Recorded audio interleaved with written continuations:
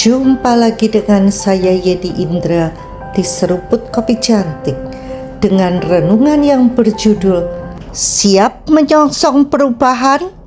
Ini caranya. Perubahan tidak dapat dihindari dalam hidup. Perubahan itu sesuatu yang konstan. Setiap hari hidup kita berubah tanpa kita sadari. Ada perubahan karena kemauan kita sendiri, ini yang bagus. Ada pula perubahan karena dipaksa oleh keadaan. COVID contohnya, bangkrut, tiba-tiba ada yang meninggal, dan sebagainya. Karenanya lebih bijak memutuskan untuk berubah menjadi lebih baik, sehingga hidup kita dinamis, bermakna karena ada hal-hal besar yang hendak kita raih, capai, dan impikan. Hidup jadi menarik, bersemangat karena ada tujuan besar yang hendak kita capai. Menariknya, banyak orang mencoba menolak perubahan, padahal perubahan bukanlah hambatan, justru pendorong inovasi. Inovasi berbicara tentang ide-ide baru yang menghasilkan hal-hal baru. Perubahan membawa kemajuan, perubahan membawa pertumbuhan. Menghadapi perubahan itu ngeri-ngeri sedap. Kaleb adalah contoh teladan yang luar biasa.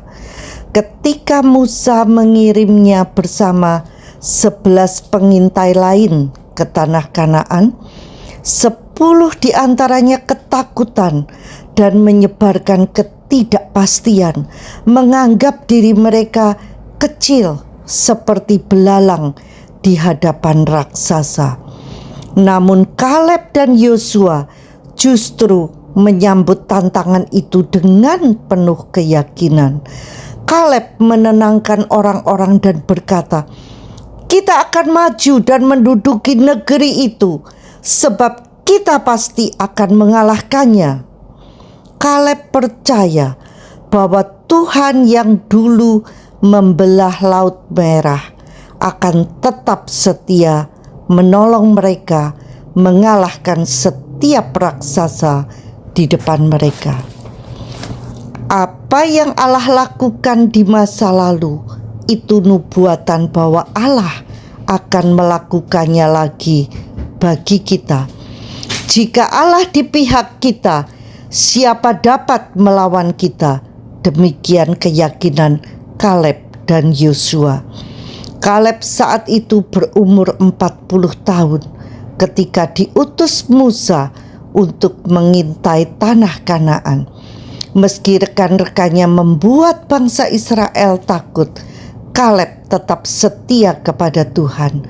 Musa pun berjanji bahwa tanah yang diinjak Kaleb akan menjadi milik keturunannya selamanya. Selama 45 tahun berlalu dan bangsa Israel mengembara di padang gurun, Kaleb kini berusia 85 tahun, masih sekuat dulu. Kemudian Kaleb berkata kepada Yosua, "Pada waktu ini aku masih sama kuat seperti pada waktu aku disuruh Musa. Seperti kekuatanku pada waktu itu, demikianlah kekuatanku sekarang untuk berperang dan untuk keluar masuk. Oleh sebab itu, berikanlah kepadaku pegunungan yang dijanjikan Tuhan pada waktu itu, sebab engkau sendiri mendengar pada waktu itu bahwa di sana ada orang enak dengan kota-kota yang besar dan berkubu. Mungkin Tuhan menyertai aku sehingga aku menghalau mereka seperti yang difirmankan Tuhan." Wow, keren sekali bukan? Kaleb sama kuatnya seperti 45 tahun yang lalu, bahkan siap berperang untuk menguasai Hebron yang dijanjikan Musa.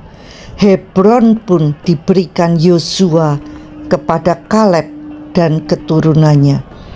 Kaleb siap menaklukkan perubahan dan memilih menjadi pemenang. Dia tahu persis ini ada dalam kendalinya, maka dia melakukan yang terbaik untuk menggenapi rancangan Tuhan baginya. Dia tahu untuk itulah dia dilahirkan di dunia ini.